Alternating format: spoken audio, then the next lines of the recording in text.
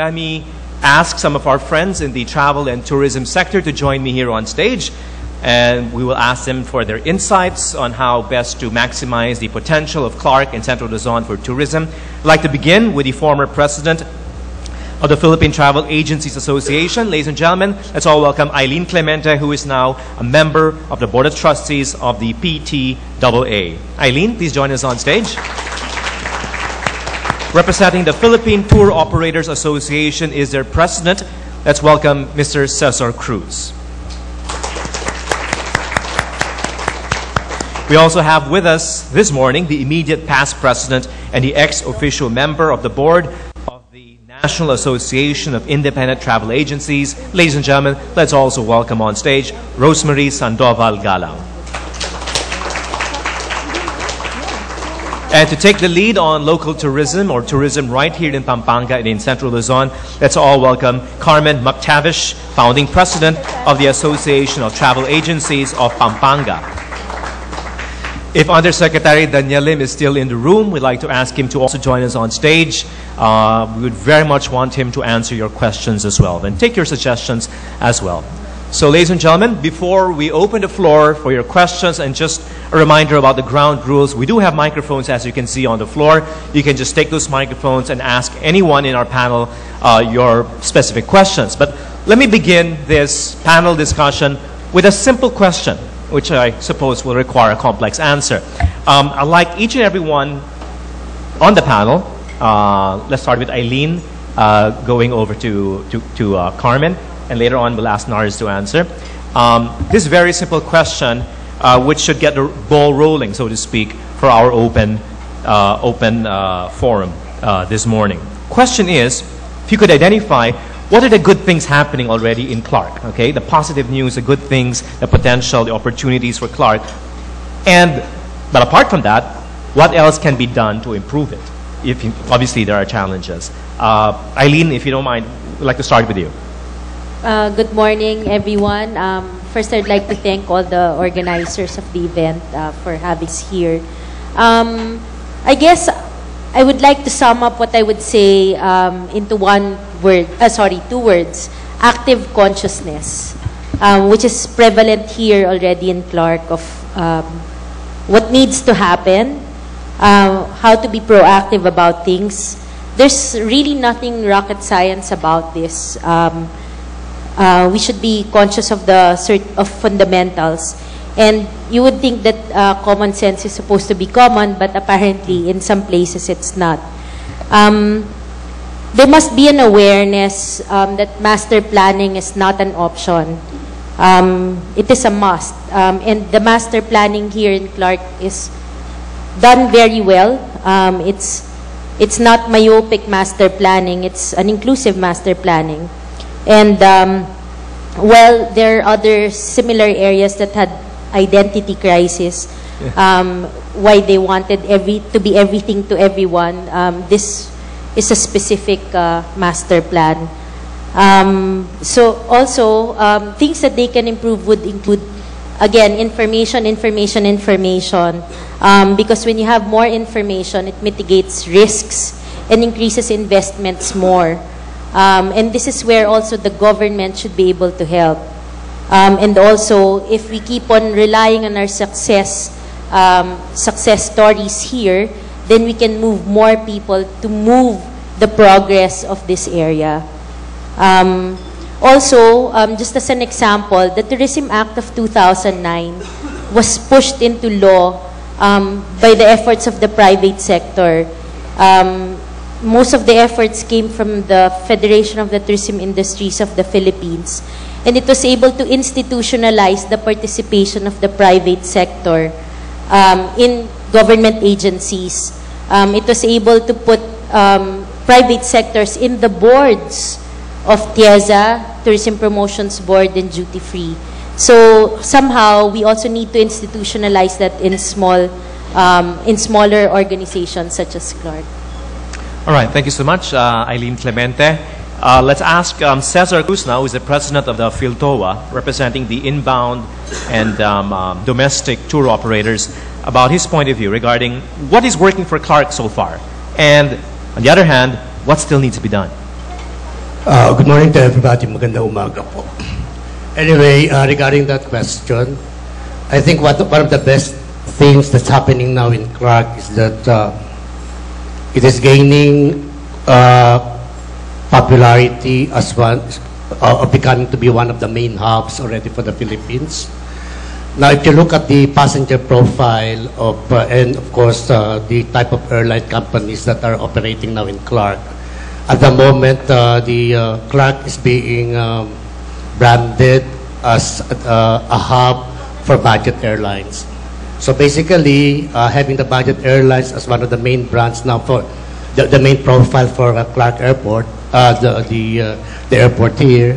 So you can equate that also with the passenger profile, but don't miss out on that, because right now most of the passengers taking using Clark as their point of entry are those looking for cheap airfares, and that's not bad. I think Clark at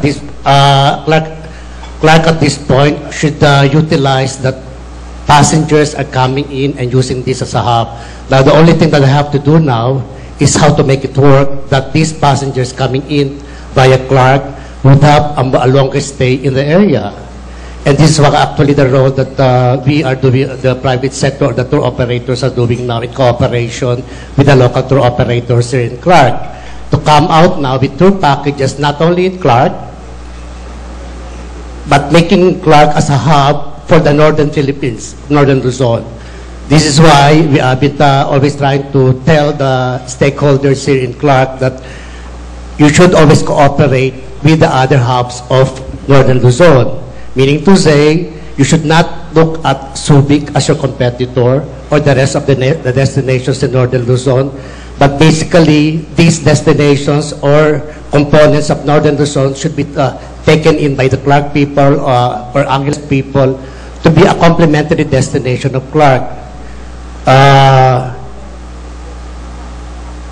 One observation also that we can see here now in Clark is that with the emergence of the airport here as one of the main hubs now, the private stakeholders have already taken a good initiative to organize themselves. As a matter of fact, for the last 2 years, they have been trying to consult with us also to come out with several tour packages based in Clark, meaning to say they are aware, very much aware that for them to benefit from the traffic coming in now in Clark, they have to have a more extensive way of product development, not only in Clark, but even in the suburbs of Clark. Hopefully, in the next 2 or 3 years, Clark would really be at the main hub now for northern Luzon, or for northern Luzon, that from Clark, they can now come out with programs extending all the way to Zambales, to the Cordillera areas of the north, Cagayan Valley, and the Ilocos region. So that would really make Clark as a main hub, one of the main hubs now in northern Luzon. According to, as mentioned already by former Secretary Lim, that's what you call seamless traveling, no? With Clark as a hub, now it will be easy for people to go all the way now to the rest of the northern Luzon. Thank you. All right, thank you. Let's ask Rosemarie Sandoval-Galang, representing the independent travel agencies, what she thinks about the question. Okay, good afternoon. Is it afternoon? Still morning. Good morning, everyone, and thank you I would like to thank the organizers for inviting me over. Okay, basically you said, David, independent travel agencies. Actually, my association represents the SMEs. Now, I'm talking about the small, medium entities in the travel industry business, travel agents, and some allied members. Now, let me talk about Clark in general. Actually, I can consider myself as I would say almost 100% Pampangana, being able to reside here since 2010, so that's almost 3 years ago. And I can speak a little bit more clearly now on the situation of Clark International Airport. I would say, among everyone here, I think I'm the least prepared because I just arrived from Australia 2 days ago. So I'm not really keen on what's going to be discussed. But nevertheless, on my way here, I just have to see the email of Lisa. Let me share with you some points of what former Secretary Lim have discussed, which is, I think, more importantly to be considered here at Clark International Airport is connectivity to the different points in the, Central Luzon, and as well as awareness also of what this region has to offer. Let me share with you just my experience on my trip from Melbourne, Gold Coast, and Sydney. When I get to talk about a little bit of Clark, because I knew that I'm going to be one of the panelists, and then a lot of the questions that I have encountered are actually, what's there in Clark, in that area? What is Clark? So I think it's more of the awareness that this is an emerging gateway in the country. And I think I have to encourage the Department of Tourism to have more promotions as far as this part of the country is concerned. Next is question that I encountered was, what activities can be done there? Because if you have to Google it, what's there in Clark? If I have to ask you guys now in the audience, what do you see? What activities can you do as far as tourism is concerned? Because if you have to ask me, the only thing I know is the Pinatubo, the Aita, what else? The one, the former, what's this, like the CWC? I mean, the recent activity that they had here for the water sports activities, and not much really. And the main problem is actually transportation within the area. Like what former Secretary Lim has mentioned, there's not much taxi. I was surprised when I lived here 3 years ago. I didn't realize there's no taxi in the area of Angeles City. Am I correct? There's no taxi. Is that correct? It's all private vehicles and more of the tricycles that are really, obstruction. Because Clark, or Angeles in particular, where Clark is, or part of it is the U, is actually a tiny mining place, all right? So there's a need of a little bit of road expansion, if I may say, to decongest the traffic, because we have to be prepared if the statistic says that Clark in the next few years would be really a very busy airport, if I must say. So we have to be very prepared as far as entertaining a lot of arrivals coming into the airport, in terms of transportation, in terms of availability of accommodations, which I think is happening now so far. All right, okay? Thank you. Thank you. Mostly challenges that you mentioned there. Let's ask a local expert in local tourism what she thinks Clark has to offer, and what's going for Clark, and where else it can improve. Thank you, David. I'd like to start with a dream. Yesterday, several of the speakers spoke about their dreams for Clark. It started in 1997 when we felt the need to get the Clark Airport utilized. And so we chartered a flight, a commercial flight, Philippine Airlines, to go to Hong Kong. And following suit was Mimosa. Although that didn't last very long, they had high rollers and golfers coming to Clark for the weekend. And then Philippine Airlines went on strike, and we felt that was the end. The light at the end of the tunnel went kaput. The dream became a nightmare. Yes. And so we thought. Years later, came along Chichos Luciano, and he brought in Asiana. The Asiana, then we tried to help them, and the GM for Asiana wasn't convinced, because he said, you don't have the proper facilities, there's so much lacking. But anyway, he pursued it, and we lobbied to have them come in. And so here we are now. The rest is history. And now we see a lot of need. The need for tour guides who can speak Korean, who can speak Chinese. The need for, as Nar said earlier, for tourism collaterals, to have brochures and maps available upon arrival at the airport. The need for transportation, public transportation, because right now it is a little bit expensive to say go to the O to catch your bus to Manila, for Manila. Although there are daily buses coming into the airport that will transport the tourist arrivals going back to Manila. And so most of what Nars said earlier is really true for us, and we need to work hard and fast because events are overtaking us. What we have seen positive in the recent year, actually, is the increase in hotel rooms. We had about close to 5,000 before the Koreans started building. Now we have over 6,000, but from what I saw in the Nurse's presentation, there is now 7,200 rooms in Pampanga. But I'm just talking about Clark, where I think it's about 6,000 plus rooms. I saw the increase. We see the increase in tourist arrivals, and that is really drastic. From 2011, and then an additional 500,000 for 2012, especially during the holidays. And then we see a lot of restaurants being put up. If you go through Friendship Highway, for instance, which we call Koreatown, every night it's one big party.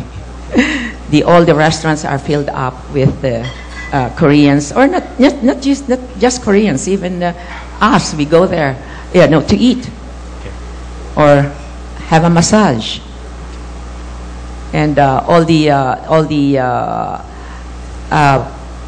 perks that tourists look for when they come to a new place. And we are quite happy with what's going on, but we know we need to do a lot more. And we need to invite investors like what Nars had suggested earlier, to put up more tourism infrastructure. All right. Now, part of this conference is really to attract investors. Some of you here are indeed looking for how to invest in Clark, in the tourism and travel sector. Let's talk about that a bit. I mean, you had a very good point about when you go to Clark, we're getting dramatic increase in arrivals and throughput in the airport of Clark. The challenge now is to keep them within Clark or within Central Luzon, rather than go on to their destinations, whether it's in Visayas or in Metro Manila. Let me ask this question to our panel, because you're all experts in travel and local knowledge is important as well. How to keep these travelers within Clark or within the surrounding community? What is there to offer? Opportunities for investments in terms of hotels, resorts, entertainment, or even developing tourism sites. Give us a better idea. What can Clark offer investors and travelers? Let's start with Carmen, because you're from here. Well, we have identified the attractions in the Angeles, in the Greater Clark area. We have a heritage tour in downtown Angeles, and we also have packages, for instance, for students who want to learn about our culture. We have the Pinatubo.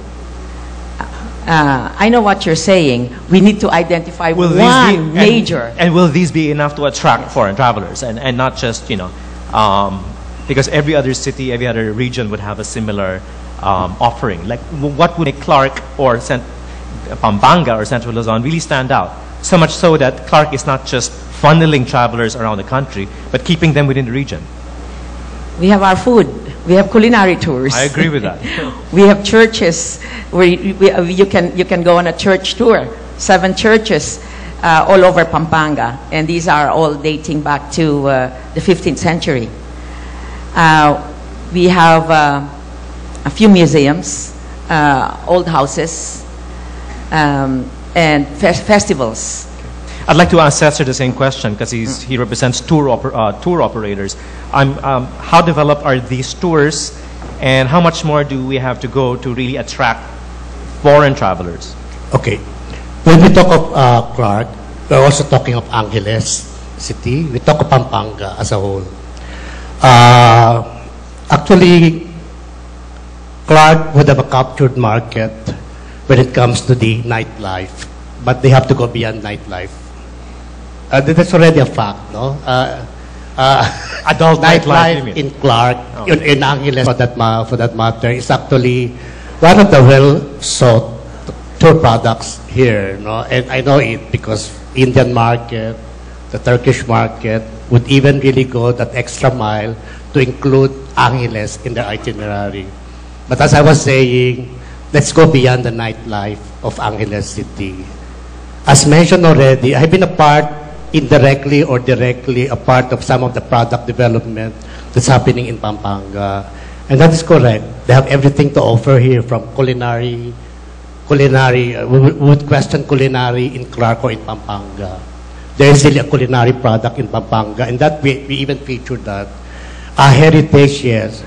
But sometimes, during our discussion with the people of Clark and Pampanga, whenever we want to do this packaging, when we ask them, how do you do the city tour of Clark? And no, they put everything, all the components in this city tour, from the heritage component, from the heritage component, of course, you have now yung Filipino, you have the museum. So when you say city tour for them, it becomes a whole day program because they put everything. And so we were trying to tell them, you have to put them to several modules, and you have to identify the theme of how you would like to create the tour product.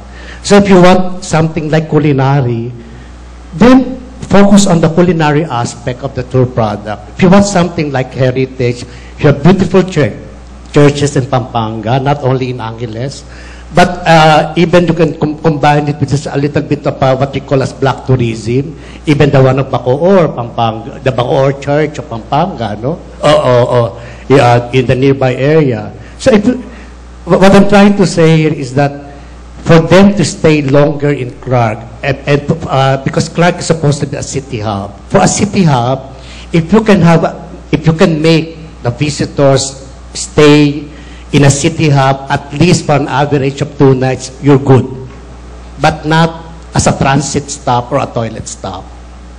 Or a nightclub stop, as you said. Yeah, or a nightclub stop. And then after that, you go beyond. After having a good product to convince the people here to stay at least for 2 nights, and then you go beyond. Then there's already the Subic area. You now have the Zambales area. You have the rest of Pampanga for you. You have the rest of Pangasinan. And then from Clark, it's just merely about a 5-hour trip now all the way, or a 4-hour trip all the way to Baguio. If you want to proceed all the way now to Banawe or to the Cordilleras, you can do that. So focus on creating tour packages or tour products that will make them stay at least for an average of 2 nights here in the area of Clark or Angeles. Then after that, you bring them out. And then they come back to Clark. So meaning to say, they come back again to Clark. So you're now creating an average stay in Clark for about 3 nights or 4 nights. All right. Thanks, Cesar. Eileen, how would you market Clark? You're a travel agent, and you deal with both foreign and domestic tourists. How would you market Clark? I wear a lot of different hats, and one of them is being a travel management company. We are Carlson Wagonly here in the Philippines, and the baseline really for a location like Clark is to have business tourists. Because business tourists would immediately tell you that there's safety and security. So they are a good baseline. So that would be my first testimonial about Clark. Having stable businesses here, and therefore, if they have good testimonials, they have reputable testimonials, then the leisure comes in, and you can niche it better. Having said that, we also cater to a lot of the Japanese and the US veterans of the World War. In fact, most of them are the ones who gave the materials for the museum that's here. So that's another niche market when you move that. But I'm also not of the belief that we should keep them just in Clark. Clark is meant to provide connectivity. So, yes, they do stop in Clark, but they should also be able to appreciate the rest of the Philippines. But Clark would be able to give them the first good, excellent impression about the Philippines. Right. Rosemarie, you spoke about connectivity, and Aileen also touched on that. The other challenge is you get them to Clark, and we have these beautiful places around the area, Central Luzon, which Cesar mentioned. No? It could be Pinatubo, it could be even Baguio, could be all sorts of places in northern and central Luzon. But the challenge of getting people to those places safely and conveniently. I mean, we know the problem. Tell us what are possible solutions. Realistic, practical, investor-friendly solutions. Well, I think, David, at first we have to consider, more importantly, is to profile, okay, our target tourist market. Because this is the only way for us to retain them to stay within Clark and the cities beyond Clark. We have to understand that there are different types of tourists coming in. We have the backpackers, we have the mountaineers, which are very up in this place, being Clark, a mountainous area. And we have to make sure that we'll be able to meet the needs of the different kinds of travelers coming in here in Clark. All right? Because like what Aileen have said, Clark in itself, the area of Clark is full of different locators. And we're talking about businessmen here. So we're talking about the target of the MICE market. Okay, conventions, which I think Clark is becoming already up to with the different convention centers being built in Fontana and here also in Waiduz. And talking about connectivity to the different destinations here in the Central Luzon, because there was one question that was actually raised also in my previous trip. How do you connect Clark to Subic? Because there's already the existence of SCTEX. But the problem is there's not much providers as far as transportation is concerned. So for us to be able to move them to the different destinations beyond Clark, we have to ensure that there will be proper connectivity in forms of different transportations. It could be by bus service, shuttle service. Definitely there's no ferry because there's not much of water within the area except in the Subic area. And so I think this is the first thing that we have to establish first, okay, on how to get about to the different destinations beyond Clark. And of course, more importantly, like what Cesar here have said, we always wanted them to come back here. So we have to introduce different activities. What does Clark have already in the past, how many years? Although I've been here, like I said, 3 years pa lang. Clark is in between Dao and Angeles, if I'm not mistaken, right? So what do we have in the past as far as Dao is concerned? We are known for shopping. PX. All right? Okay. And Malaysia, if I may say, if I may share, has boomed into the top 30 destinations because of shopping.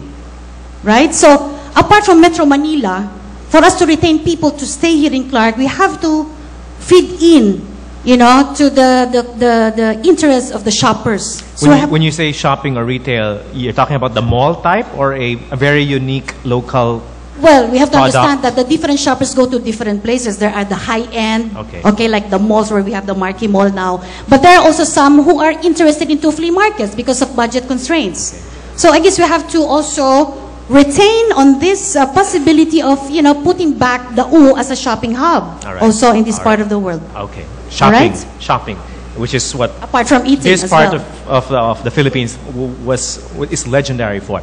Nars, you made an interesting point about integrated resorts. Obviously, this is really where people are going to these days, whether it's a Kotai Strip or Sentosa Island in Singapore. The integrated resort concept is something that is definitely successful. I'm just curious why you don't think Clark is an integrated resort, considering it has many of the components you'd find in most IRs. They have hotels, even an airport, which other IRs don't have. I mean, that should be a real significant contribution. We have hotels, you have casinos, you have like the hot air balloon, you have these big annual events. Why isn't it a legitimate integrated resort? Well, the question is, why don't I consider Clark Freeport as an integrated resort? Well, because for the simple reason that the perception is that it's an export zone. The locators are mostly here for manufacturing, which they export out. And so there is that mixed perception. Is it an export zone or is it a tourism zone? And this is the same challenge of Subic. When you approach Subic, what you see are factories, And while there's natural beauty around, it is being eclipsed by the image of factories.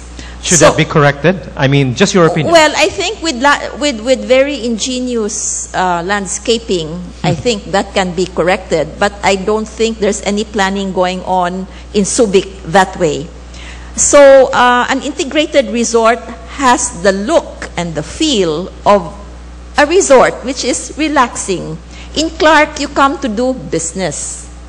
Okay, so I think that that's why in my presentation, I said there is an opportunity to really master plan integrated resorts in the Crow Valley area. But not in the existing... I think here, there's no more land available.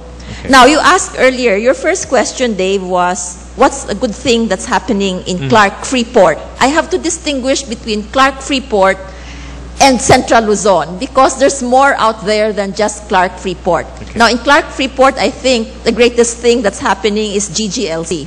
And I'm not saying that because they are co-organizing this event, or because Dennis and Jeff are my friends. Because GGLC has Medical City. And the opportunity there is for medical tourism.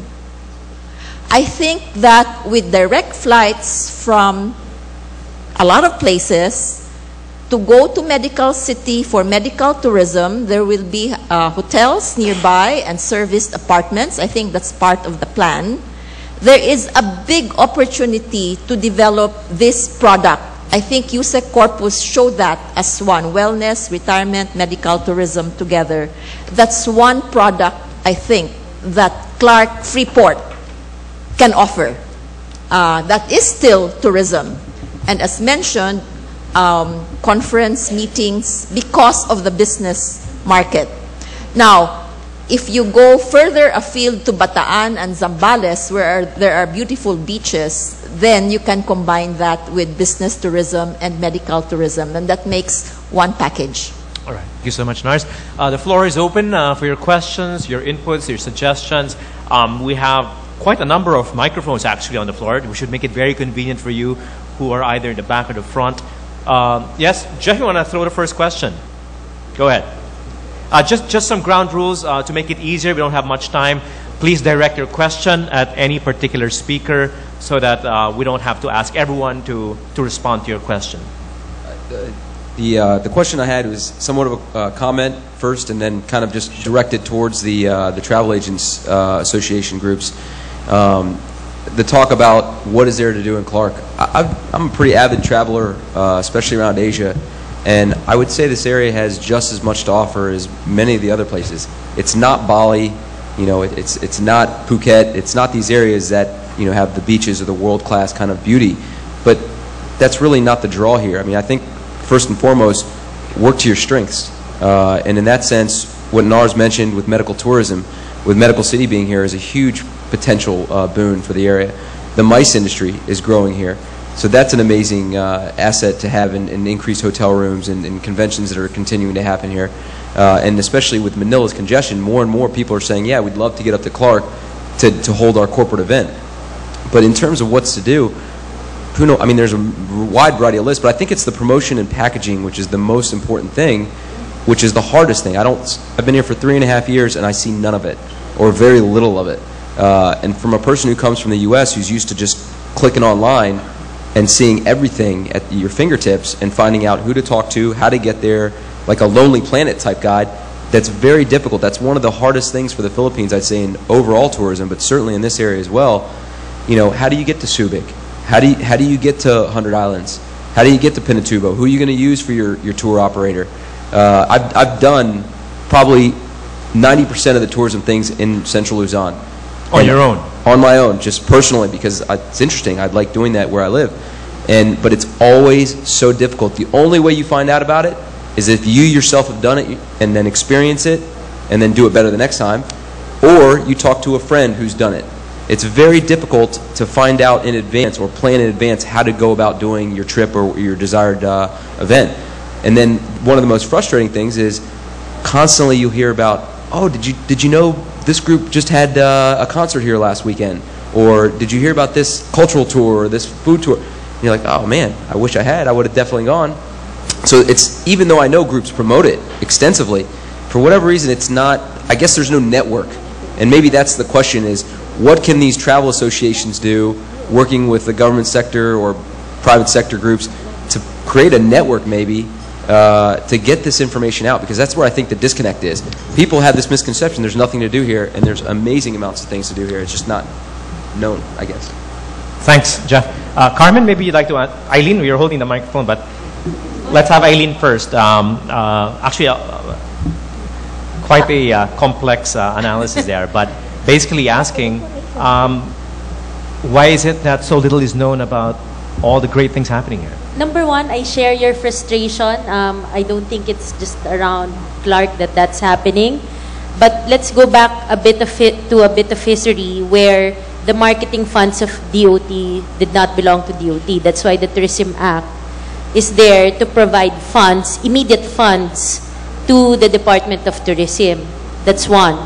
Where the PAGCOR, there's a percentage of the PAGCOR proceeds that goes there.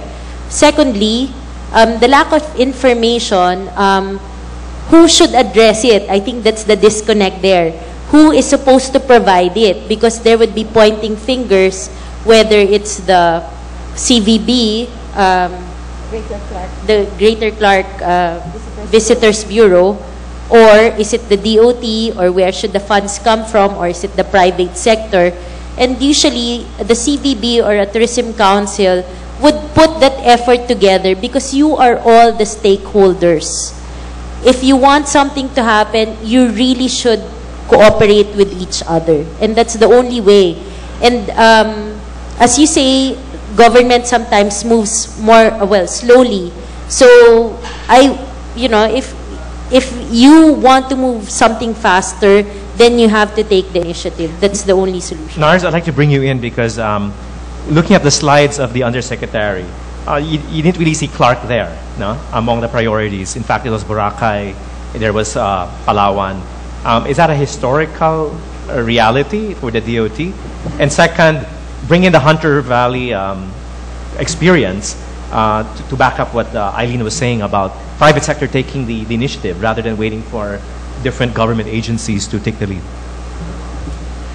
Well, I think the DOT is prioritizing leisure destinations like Boracay, Mactan, Bohol, and unfortunately, Central Luzon was not pinpointed there. But I think now with the growing number of visitors going through Clark International Airport, the DOT should take notice of that and put Central Luzon in the priority area. The example I gave of Hunter Valley tourism is a private-public sector partnership, but with private sector taking the lead. And I'd like to support what Aileen said. It should be the private tourism stakeholders that should manage a website that has all the information that is timely with all the concerts and all the how to get there and, you know, all the issues that Jeff raised. I think there is something happening in the connectivity area, but not information is being released out there through a website or through a blog or through Twitter. There are so many media that's available for this, and it's just, I think, getting organized and getting it done. I think that if the stakeholders feel that there is something in it for them in terms of income generation, they will do it. Thank you. Microphones are available. Please take the mic if you have a question. Also, please identify yourselves for the benefit of our panel. Good morning. Bob Wagner from the Robert T. Wagner Foundation. For the Kapapangans here, Maya Paabak Kekuyunang. I did the best I could. My girlfriend is a chef and a master baker, and she's Kapapangan.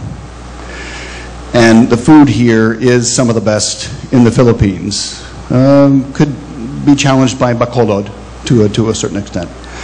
And I'm in Bacolod quite a bit, and I know a lot of people who move back and forth between this area and Bacolod. Unfortunately, we don't have any direct commercial flights, so I have to fly myself sometimes in a small aircraft. But that's neither here nor there. I want to know, there was somebody, I was sitting in the back, and someone there mentioned something about the food, about promoting the food in this area. I traveled to Europe a lot, and I lived in Europe for a long time, and there are cities are known for certain things in Europe. And one of the cities in Europe that's known for food is Lyon in France. Okay? You don't go to Lyon to play golf. You don't go to Lyon to go for the nightlife. You don't go to Lyon for anything other than to just enjoy the incredible food. And the food here is really, really good. Now, a couple of months ago, we were at the Kelly Theater, a bunch of us. And we were talking about the new Taste of Pampanga that was scheduled for this coming December. I don't know if any of you were there or not. But they had a huge spread of all the different Kapampangan food types. And it was really, really incredible. And even my girlfriend said, I'd never even known that any of these people were here, and they're going to be exhibiting at Pamangan, which is the name of the food festival. So I think if you really wanted to concentrate on identifying this area with a particular thing, forget about the golf and the nightlife and all of that. That's all ancillary. Focus on what people know how to do here really, really well, and that's the food. Thank you. That's really more of a suggestion rather than a question, but feel free to react. Carmen and Cesar, yeah. Actually, our association, or even the tourism sector, has already established the culinary programs in the Philippines. And we have already established one product for Pampanga, which is actually a combination of Culinaria Pampanga Bulacan, which runs for 8 hours. And this is actually a combination of a food demo, food tasting, showcasing the culinary cuisine of Pampanga, and of course the dessert of Bulacan. And on top of that, we have several culinary programs. Is that in the website, or, I mean, I guess the question is, if these things are existing, but people don't seem to know about these things. Yeah, going back to that question, why there's a lack of promotion, I agree, and parallel to what Aileen has said, the private sector has to take the initiative. How many associations do you have here in Clark or in Pampanga? I'm sure there are a lot. Is there a tourism council here in Pampanga or in Clark? Because we cannot always depend on the national program of the Department of Tourism when it comes to marketing.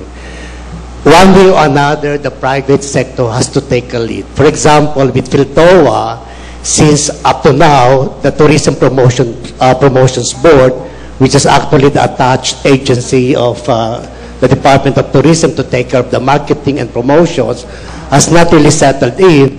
So we at Philtoa has already taken the initiative. And one way of doing this is really to have already an inventory of fun tour packages to complement the branding of It's More Fun in the Philippines.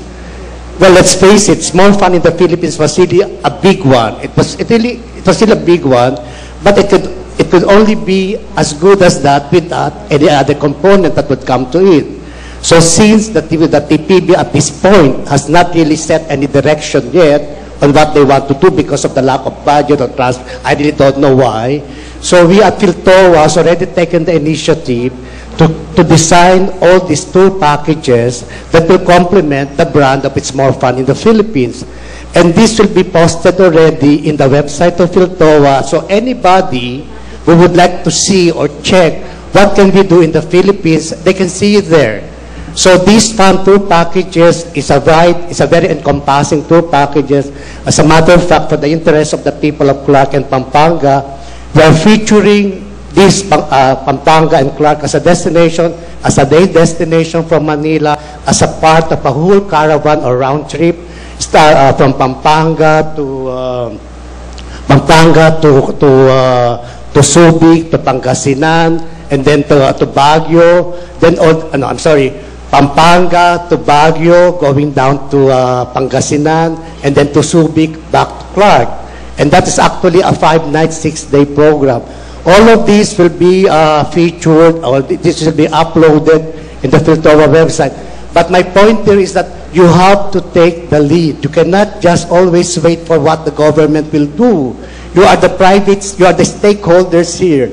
You have invested, you put in your capital. So you cannot just depend on what the government will do. You have to take the lead. Carmen, I think you wanted to say something. Yes. I agree with what Cesar said and what Aileen and Nar said. We need the private sector to invest in the tourism products. But what I'd like to say is that Cesar mentioned about the Tourism Council. We are in the process of creating one for Angeles. As for the GCVB, the Greater Clark Visitors Bureau, I'd like to say that it's a private organization under the umbrella of the North Philippines Visitors Bureau, which is the CSR of the Manila North Tollways Corporation. And that's how it was born. There are 11 other CVBs in the North Philippines area, including Subic. And there are, other than what Undersecretary Corpus said about, part of what he said earlier on the product portfolio, we have education here in the Angeles and Clark area. We have a lot of schools catering to foreigners, especially, for instance, the Angeles University Foundation. It has Indians studying medicine and nursing, business management. We have Chinese coming in the groups, enrolling every semester. They graduate here at the Angeles University Foundation. Now we have the Koreans who are learning English. So that's how a lot of English schools for the foreigners came to be. Okay. And we also have the retirement group. We have a lot of foreigners retiring here because of the, I guess, like anywhere else in the Philippines, the standard of living is a lot cheaper here in the Philippines than in their home countries. We have Americans. Previously, we only had the American military. Now we have the Australians. We have a lot of Commonwealth subjects retiring here. Okay. Rosemarie, you wanted to say something? I just want to focus on the question of that guy there. You're talking about chef, right? You're talking about food and chef. Let me just focus and answer. Let me just give you an answer. Unfortunately, we're serving yeah, okay. Because we're serving food, but not Kapampangan food. Just talking about food, because this is one of what Clark and Pampanga in general has to offer, okay? My daughter is a chef herself. And one thing I can share with you, let your girlfriend learn to cook the exotic food, where Angeles is known for, like the crickets. Because actually she herself has to, hold sessions for some potential chefs who wanted to really make a name here. And first thing they have, camaro. They call it camaro. So first thing they have to learn is to cook what is more exotic and more in this place, which is the camaro. All right, and of course the next will be CC and all the other grills that they have around in the area. Because I want to focus on what your question alone is talking about food. Okay, thank you. Any more questions? Yes. Please identify yourself. Good afternoon. I'm Hilda Padua. I'm the Managing Director of TISA Travel and the immediate past president of the ATAP, Alliance of Travel and Tour Agencies of Pampanga. Thank you. Your question is for? First, I would like to thank the gentleman over there for mentioning about Pamangan. He was there, and it was the initiative of the private sector, ATAP. So Pamangan, it was held last December 14, 2012. It was a foretaste of Pamangan, the unveiling. It was just actually a launching, because we're going to have Pamangan 2013 Kapampangan Food Expo, which will be held here in Clark again on September 13 and 14. My question actually is not related to that. Okay. But I just want to share that the private sectors here are very aggressive and very willing to really work with the government. Congratulations, yes. Okay, we've been mentioning since yesterday and today about the increasing number of airlines flying in and out of Clark. But we never actually tackled about these airlines suspension of flights and cancellation of flights. Because there are issues that we need to address. I think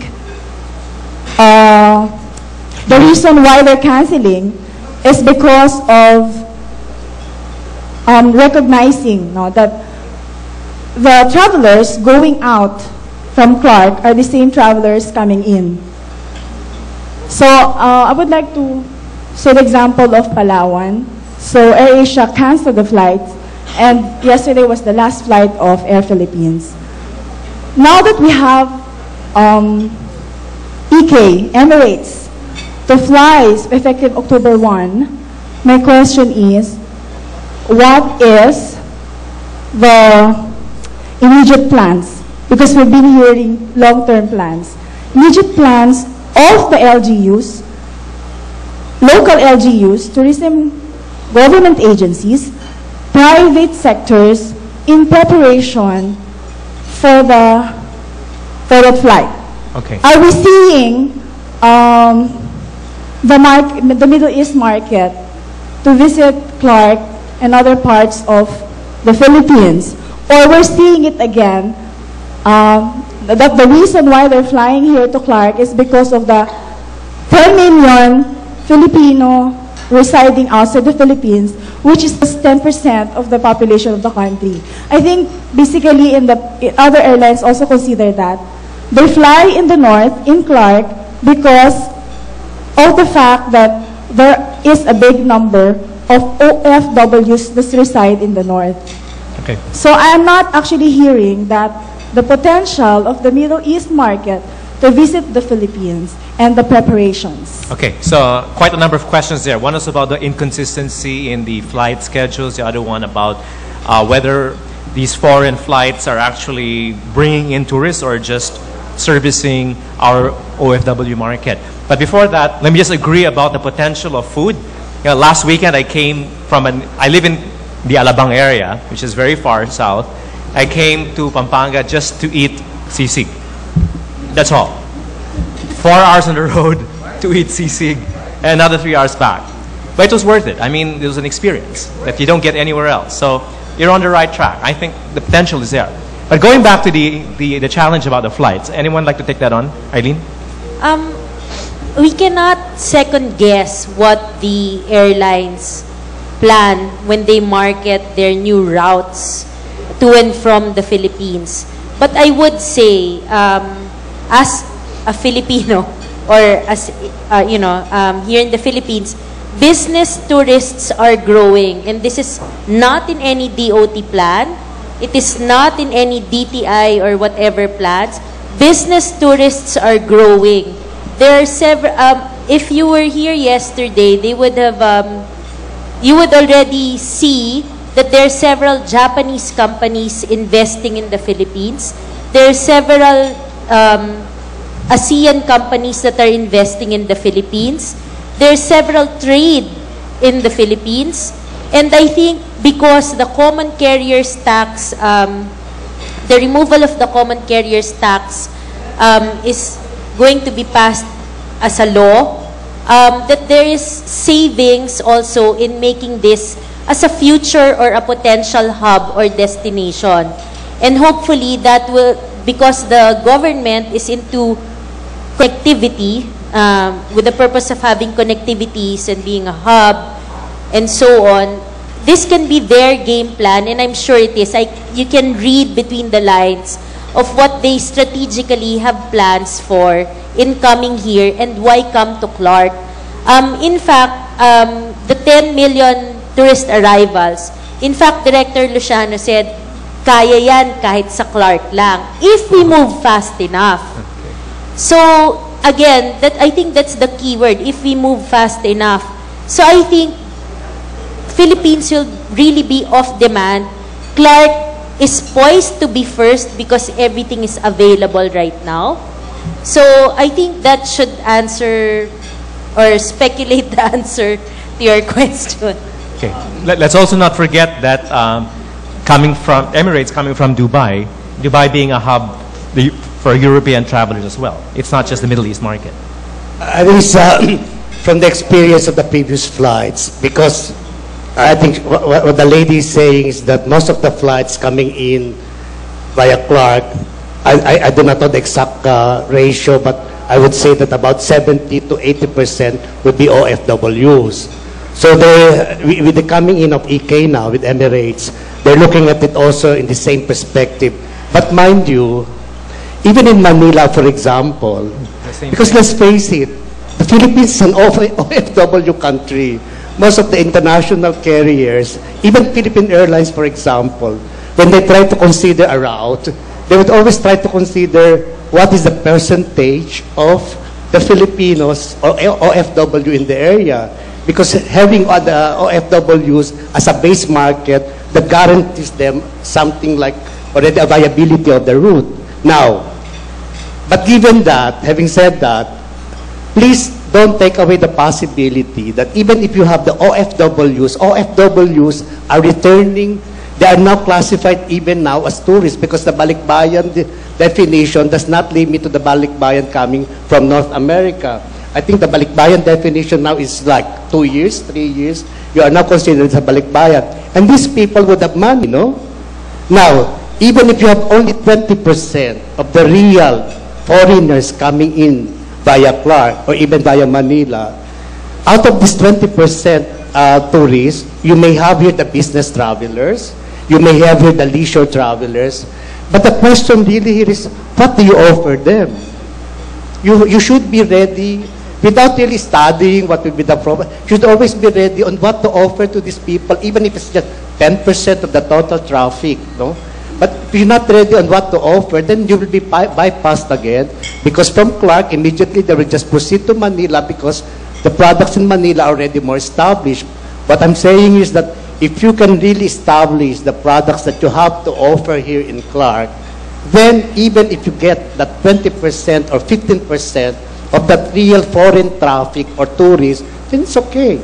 Nars, I'd like to ask you, Nars, you know, in October, with the increasing flights from Emirates, that would include European travelers, Middle Eastern travelers, OFWs included. How prepared is Clark, in your opinion, to give a good first impression? The airport and the terminal and the connectivity to other parts. I guess the flip side of that question is, what can we do to take advantage of that game-changing situation? From what I saw yesterday, Clark International Airport is putting up tents to cope with the increased traffic because the terminals are not yet ready, or the expansion of the terminal and the budget terminal has not yet been decided on. So in terms of first impression, if you are going to be in a covered tent, I think we're not ready in that regard. And if I am to believe the story of Yusek Corpus, that immigration is still just asking for money from DBM so that they can increase the number of immigration officers to service the long queues of tourists, then, you know, it takes time to get money out of DBM. And then to train these immigration officers, malayo pa tayo. It's not ready. My guess is that the Emirates flights will be carrying overseas Filipino workers, okay? But the opportunity is there to develop the Middle East market, small, although we don't have halal certified food. Not in Pampanga, at least, yeah. Not in Pampanga. I know that in Robinson's Magnolia, there's a whole counter on halal certified food because there are a lot of Iranian students studying in that area. I don't know whether Pampanga is ready for halal food, which is what the Middle Eastern or Muslim tourists are looking for. It's a requirement, actually, for them. Now, further afield, I think that when the infrastructure is ready, going back to the Middle Eastern tourists, I think when Medical City is up and running, with the hotel in front of it and the serviced apartment, medical tourism can be a niche market for the Middle Eastern market, okay? Now, further afield, I think that if we negotiate with Emirates to jointly promote to the European market, because as you say, Dubai is the hub, then I think German, French, Scandinavian tourists would like to come to Clark for the food, for the indigenous peoples. I think we are not incorporating enough of our ATAs who are all over Central Luzon. I think they make excellent tour guides. I have been on a tour where the ATAs were the guides, and I'm mightily impressed. Okay, out there in the Puning Hot Springs. If that can be incorporated, Europeans love anything exotic, including the camara or whatever exotic food that Pampanga has to offer.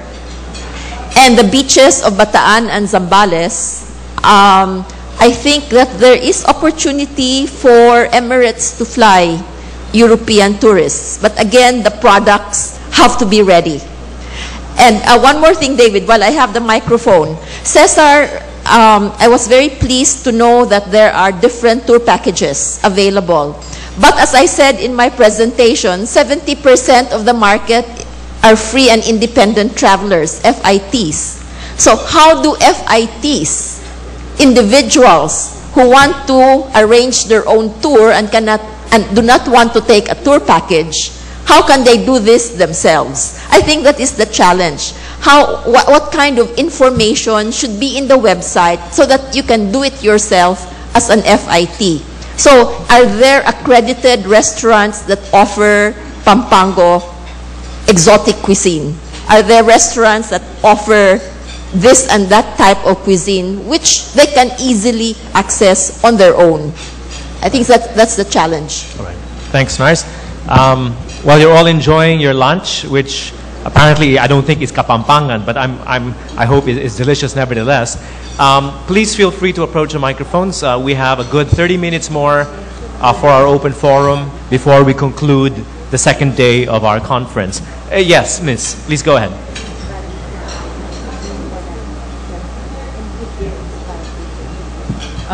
Good morning, everyone. My name is Josiah, and after listening since yesterday, and especially today about tourism, the plans that everybody has for developing the tourism in this area, I'm not saying it's not viable, okay? It is, but it will take a long, long time for us to accomplish everything, okay?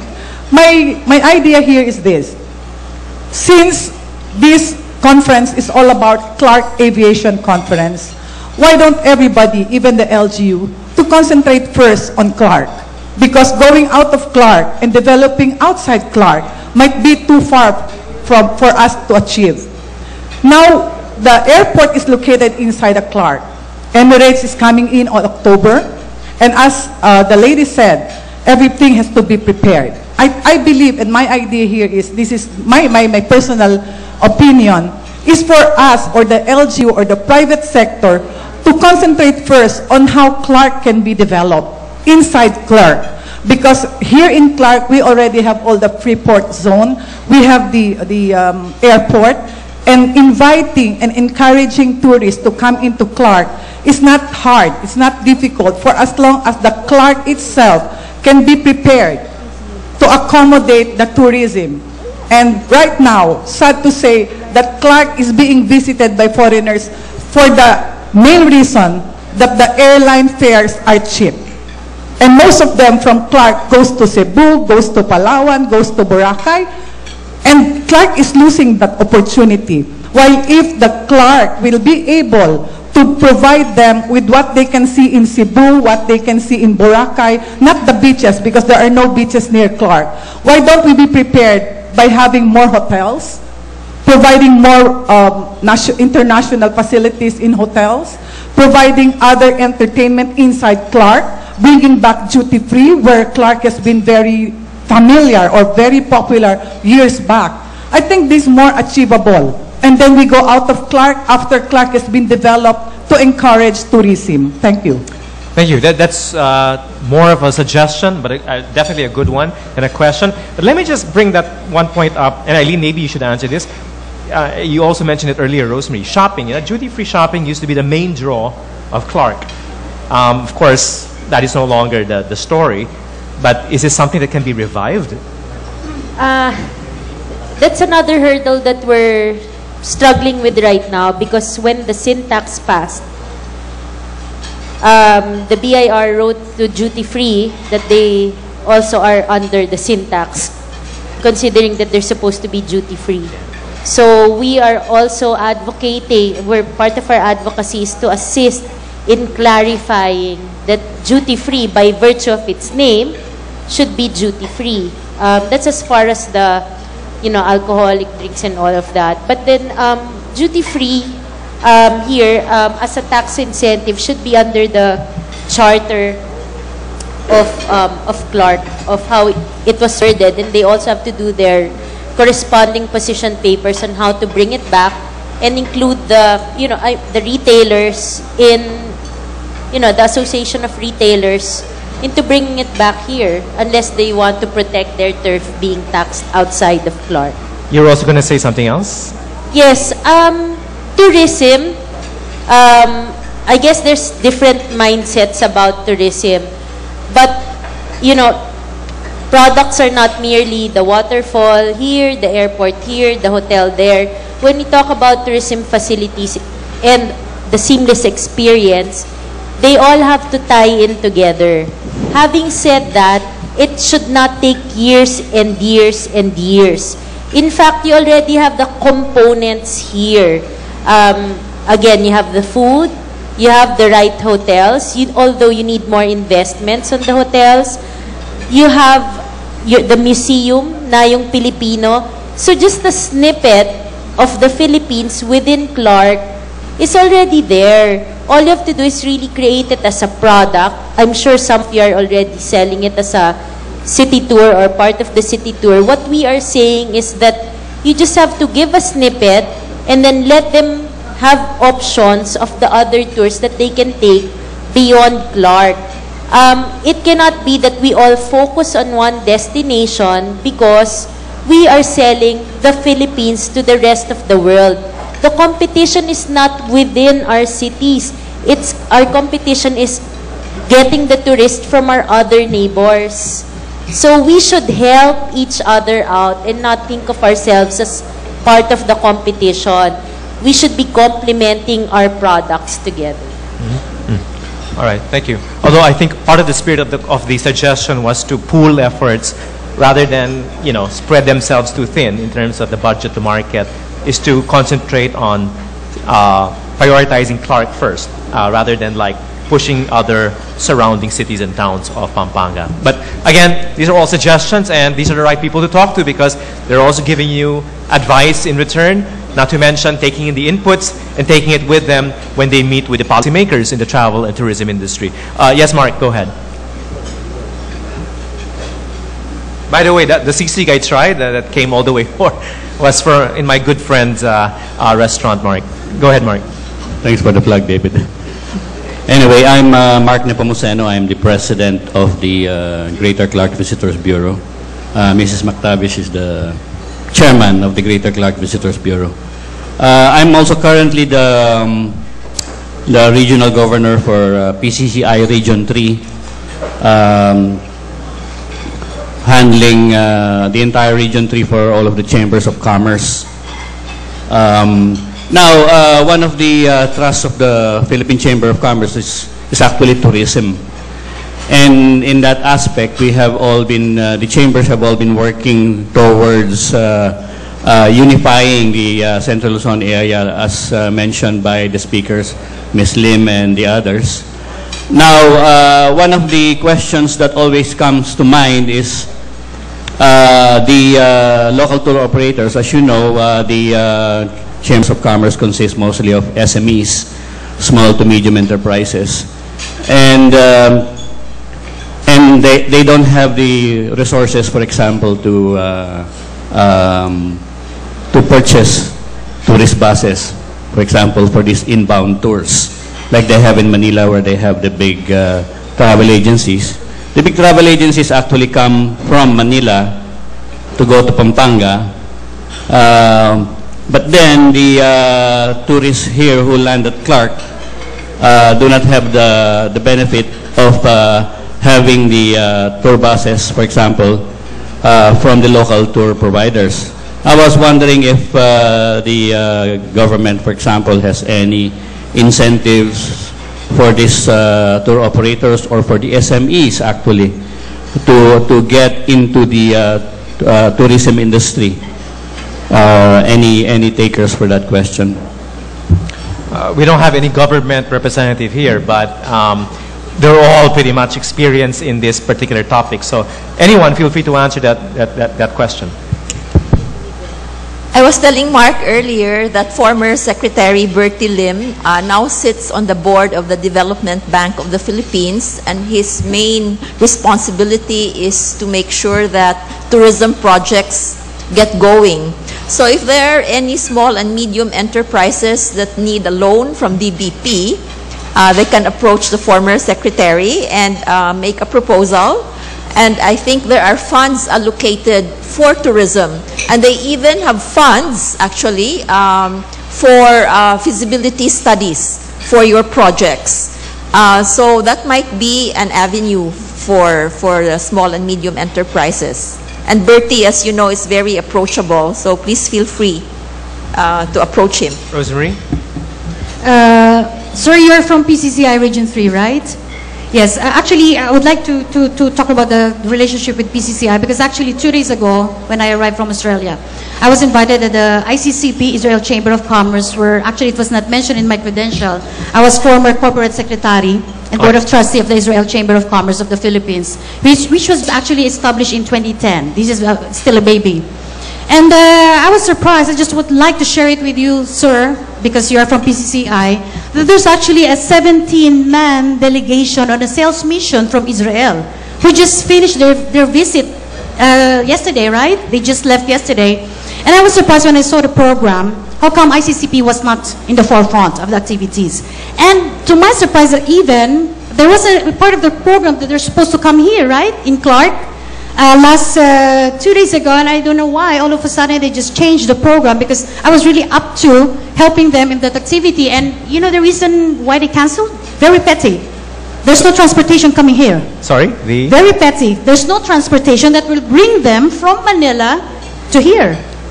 And there's not much activities that were actually presented to them on what they can do here in Clark, so that's why they opted to cancel and just have their own private tours. So, like, this is what I'm saying. I guess the government has to have proper, synergy and negotiations with the different tourism entities and the private sector as well, to help them out in all of the activities related to the different sales mission coming into the country. Okay. Because this is very important. Thank you. Good point. Yes? In relation to what Mark said, I'd like to mention that among the 100 or so travel agencies in Pampanga, and these include our neighboring towns of Interlac and Bulacan, Nueva Ecija, no? There is not one single inbound tour operator that caters to the tourism needs of Pampanga. Not one single one. There are 2 or 3, Hilda for one, Ties That Travel. They are doing inbound, on top of the outbound business that they have. No, we also do group bookings every now and then. But there's not one single inbound tour operator that is just solely doing that. Well, yes. That's an investment opportunity for anyone who wants to try that out. Cesar and Aileen. No, that's a very good observation, because we tour operators from Manila, for that matter, would prefer to be able to connect with a tour operator, inbound tour operator also in Clark, no? Because operationally speaking, that will be cheaper. But what's happening is, when we try to inquire, for example, okay, instead of For example, we have passengers coming in via Clark. So can you do the arrangement now from Clark after one day or one night? They want to proceed to Manila. And then can you do everything, the handling of the tours? Yes, they can. But if they will, once they submit the cost and everything, it's very, very expensive. So it becomes more valuable for us to send our transpo from Manila to pick up our clients from Clark. And since we want to save also some cost, what we try to do is immediately, instead of our guests staying in Clark, encouraging our guests to stay in Clark for one night or 2 nights, immediately we want them to be shuttled straight to Manila to cut down on the cost. But ideally, if there is a very serious inbound tour operator based in Clark or in Angeles, our clients who are flying in via Clark should be able to be handled by a local operator in Clark. But I really don't know the mindset that they have here. Is it because very, very few opportunities would come in? So for every client opportunity they get, they try to come out with very expensive costing for this. So it doesn't become viable. The second one is the availability also of the basic components. For example, I have an inquiry, perhaps a veteran, they're flying in via Clark. And from Clark, they want only a vehicle and a very good guide for them to trace the death march. I have a problem. Perhaps I can get a transport here in Clark, but where do I get the guide? So I have to check it out again. And for me to check it out, I have to check with the regional office here. Is there a very good guide? Because with my experience here, I have been even a facilitator of some of the training of the guys, but at the end of the day, based on the actual encounter with the local guides here in the base here, it's not really within that standard that I would like to have. So what do I do now? I have to source out my very, very good guide from Manila. And since my guide is coming from Manila, why should I get the transpo here in Clark? I would rather get my transpo from Manila. You see what I mean? You have to prepare, you have to be ready for this. Perhaps you have only 10 people that you can service now. But nevertheless, you have to prepare for that eventuality that 10 will become 20, will become 30. You don't wait. You anticipate for the requirements, for the need, no? Before, you don't do it like this. You have now the 1,000 tourists coming in, and that's the only time that you will think of having good transportation, a good guide, etc. Right. Interesting point. I promised Aileen first, then you can rebut or add on to what Cesar said. It's quick. I'll just go back to incentives, no? It's actually part of the Tourism Act of 2009, although until now, the Federation of Tourism Industries and PTAA are still pushing and finding out why it's still not implemented until now for incentives, because this is part of the act. So we're still following that up. Right. It's funny because in an earlier discussion we had, someone proposed a follow-up department in the government. Department of following up. Yes, Carmen, you wanted to... I'd like to thank Cesar for his comments, no? And it's really true that we need to act and fast. And although the DOT have attempted, or rather offered tour guiding seminars in the past, just last year, the GCVB was one of the sponsors for the tour guiding seminar. It was a week-long seminar, no? And we have some accredited, DOT accredited guides. But there was no demand. It's only now that all of these are coming to fruition. So I guess what we need to do, and I admit it, that we need to get our acts together fast. And yes, I'm calling on Nars Lim to help with the training. Nars, you have seminars. the microphone. Well, it takes time to train good tour guides. Technology can be used. You can have guided self-guided tours with on tape, which people can listen to, or there is an app that you can download on your handheld mobile, and you can use that as a guide. I think technology is there to be tapped. Of course, there's nothing like human interaction, but it takes time to train good tour guides. So in the meantime, let's use technology. Well, in the meantime, there are existing experts. The chefs, local chefs, are the best culinary tour guides. The professors at the universities are the best historical tour guides. The training of the tour guide is still a very big topic. You know, Manila even suffers from that. Yeah. Because of the system that's going on right now on the training of the tour guides, no? Because, for example, in Manila, the Department of Tourism would conduct at the most 2 official seminars for tour guiding. Okay, but I guess the point is it's a good problem because it means there's a need for tour guides, right? If there were no need for tour guides, then we're in trouble because no one wants to come here. So I guess what we're discussing here for your benefit is we're now, we're identifying the challenges, but of course behind every challenge is that opportunity to invest in.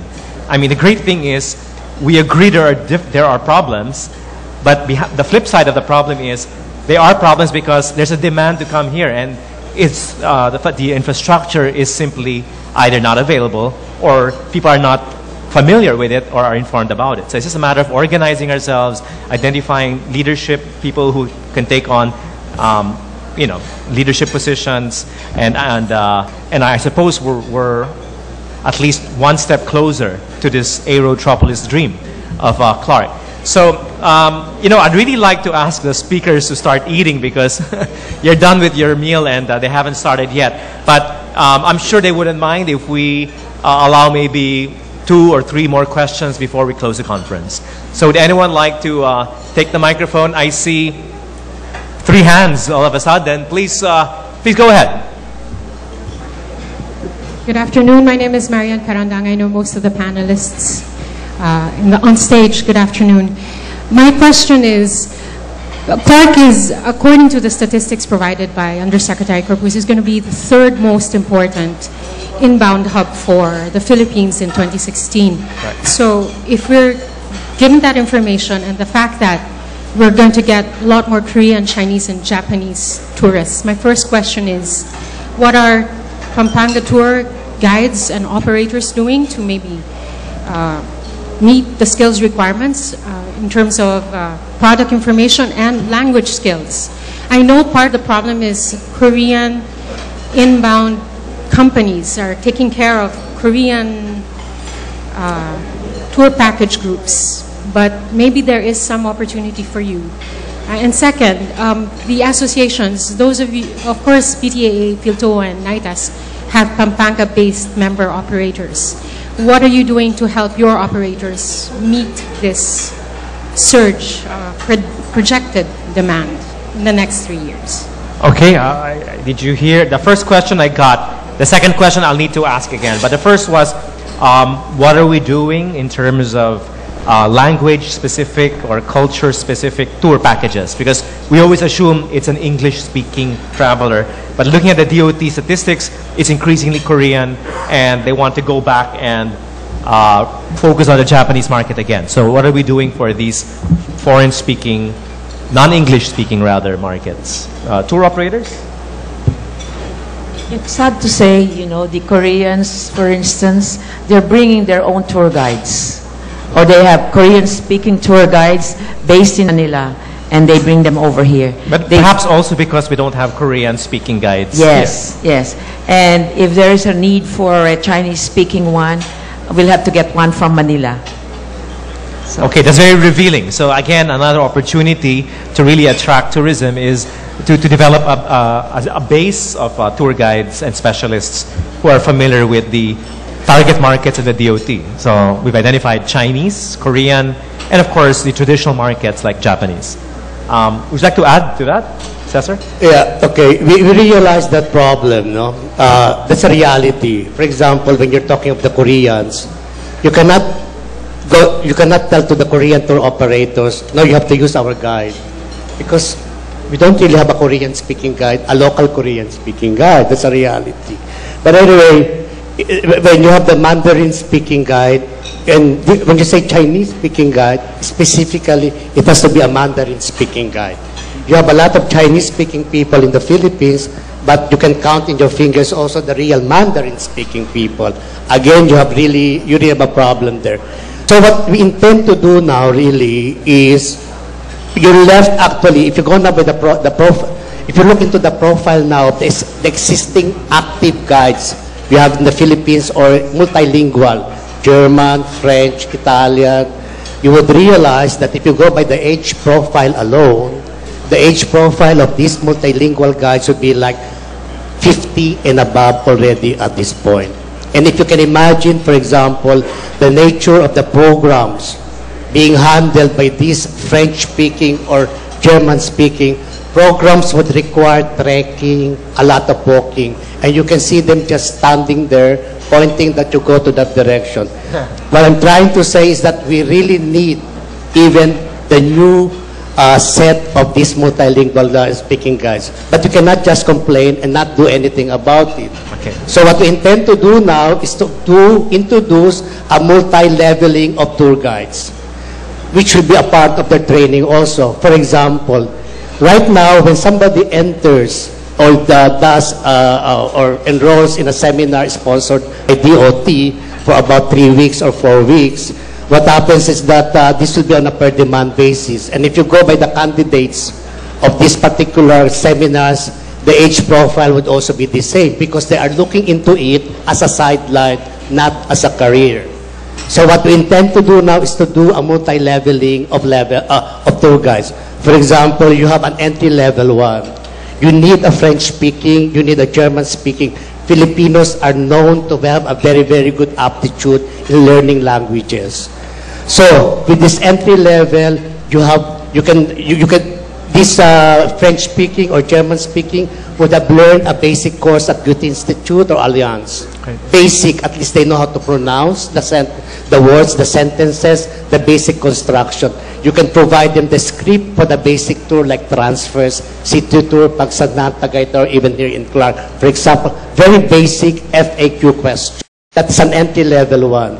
Cost-wise, what I can suggest is that instead, right now, if you have the existing guide, for the transfer alone in Manila, you pay them like 1,000 pesos for a 2-hour work. But these are entry-level, so we don't even get them, no? Because it will make the tour cost very, very expensive. So at the end of the day, they're not being used, especially the new ones. But with the entry-level, you can pay them 250 pesos. These are young people because they can see the value still of the 250 pesos because given that the minimum wage is about 400 pesos, they can see the value of getting a work for 2 hours for 250 pesos. Within 1 year or 2 years, they can upgrade themselves, continue their studies at Guti House or Allianz or any language school. Then after 2 years, they go up the level 2 and then level 3. This would provide a continuous manpower resources for tour guiding from entry level to a third level of guides. It's also a good opportunity to provide jobs for returning OFWs who have lived much of their life in Europe, for example. Yes, Nars? USEC Corpus announced earlier that the DOT is the recipient of a grant of $6 million for human resource development and training. And he said that at this moment, there are consultants in the country doing a training needs analysis. I think we should input into the training needs analysis the training of foreign-speaking guides. And my personal opinion is that the DOT should not be training guides. They should farm this out to the schools. And the grant should be given to the schools to accelerate foreign language learning with guiding. Because the DOT should not be in the business of training. That should be left to the private sector to do the training and to accelerate the training. Thank you, Nars. I think it's very clear to us that when we say ramping up infrastructure for tourism, it's not just the physical infrastructure, but more importantly sometimes perhaps, the kind of human capital here that is required to really meet the needs of tourism in the coming years. There were two other, yes, okay. And then the last question for the gentleman, I think it was, who raised his hand as well. Okay. Yes, go. Is someone already on the mic? Okay, go ahead. Hi, good morning. Oh, good afternoon. My name is Mark Rodriguez. I'm from Animation One. I'm a young entrepreneur and a digital marketer. I have two questions. First is directed to Ms. Nars. Ms. Nars, I was really enlightened by your talk, and I would just like to ask, what is the effect if the connectivity and integration concerns is not addressed, and to follow that up for everyone else in the panel, if there's a solution available, what will it take for you to invest in it? Okay, let's have quick answers from everyone. The question was, if connectivity and integration are not achieved, what will happen? And the second part of the question was, I'm sorry. If there's an available solution. What solution? If there's an available solution, what will it take for you to invest in it? Yeah. Well, I think if connectivity and integration don't happen, we will not be competitive, and we cannot hope to compete with our neighbors in Southeast Asia. You already saw how far we are in terms of rooms, no, compared to Bali and Phuket.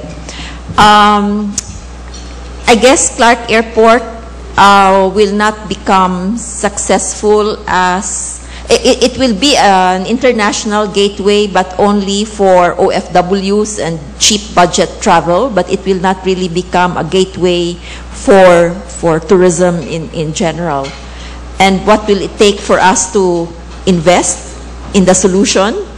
Well, I guess for me, because I'm a consultant and I'm in touch with investors, we have to keep promoting investments in these areas that show potential.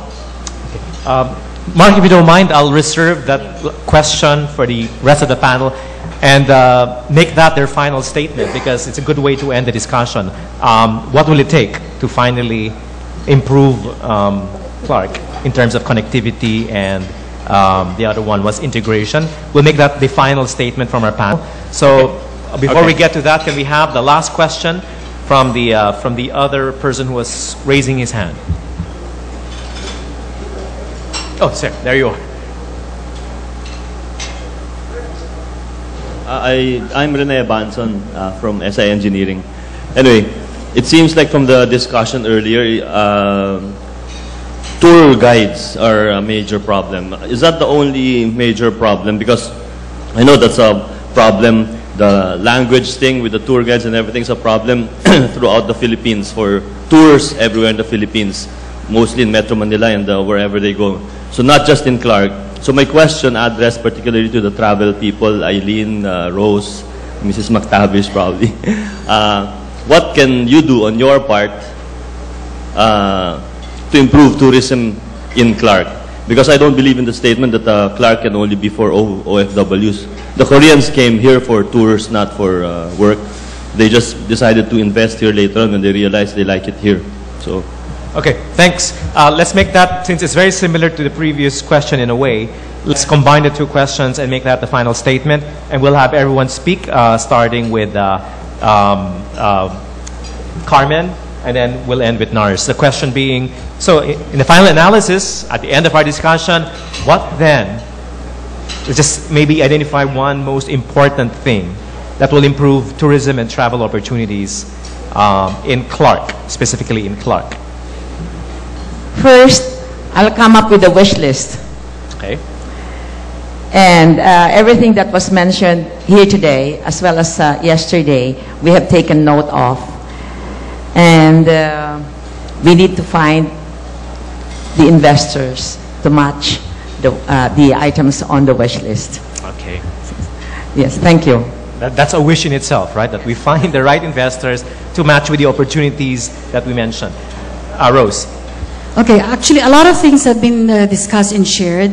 One thing I would like to share here is, and to put emphasis, I guess everyone in the tourism industry, the stakeholders, should really put focus on what's really needed to be immediately developed and addressed through First and foremost, of course, we concentrate on the preparedness in the terminals. I'm talking about the passenger terminal here at the Clark International Airport, because I just like to share with you, I just had a talk recently with the head of the passenger terminal, and these people themselves are really panicky on how they can address the influx of the tourist arrivals coming now and in the years to come, because even CIAC is becoming also an immediate problem solver when it comes to the aviation of flights out of NAIA. So solving these two problems should be immediately addressed, okay, the immediate implementation and fast-track construction of the terminal. And of course, second will be the preparedness as far as accommodation is concerned when it comes to, tourist arrivals in the coming years. And for the part of the travel agencies and tour operators, I guess it's our role and actually our big role to do our share in doing the proper packaging in the forms of the flyering, brochures, even on our own personal websites in our respective companies. We have to make sure that we're putting in proper information, whatever is being needed by any traveler, whether it's FIT or groups. All right, I guess this is more important more than anything else, and all developments that comes thereafter beyond Clark can be addressed immediately. Thank you, Rose. Cesar? I guess my message is learn how to count your blessings. You're so blessed compared to the other possible tourist destinations in the Philippines.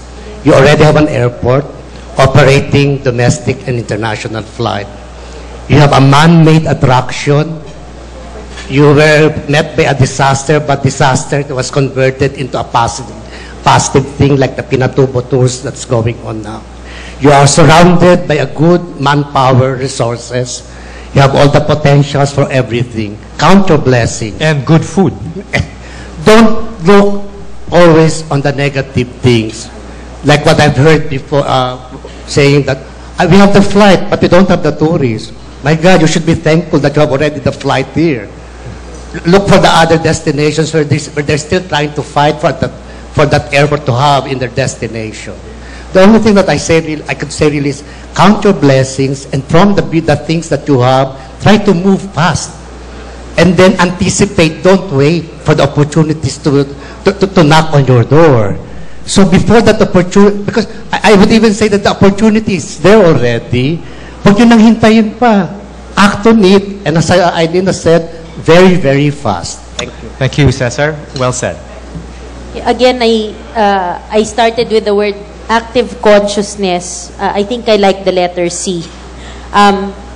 Consciousness, communication, coordination, cooperation. These are very, very important. When you do this, it's like master planning in itself. It cannot be an afterthought, oh, we forgot tourism, oh, we forgot. So now let's train guides, let's train, there has to be a good planning involved there. And of course, lastly, completion. Completion meaning after the plan, you have to make sure you implement. And of course, that's for Clark. I was going to say, meron pang isang C, Clark, but of course, Aileen said. Thanks, Aileen. Clemente with a C. Nars, the final word.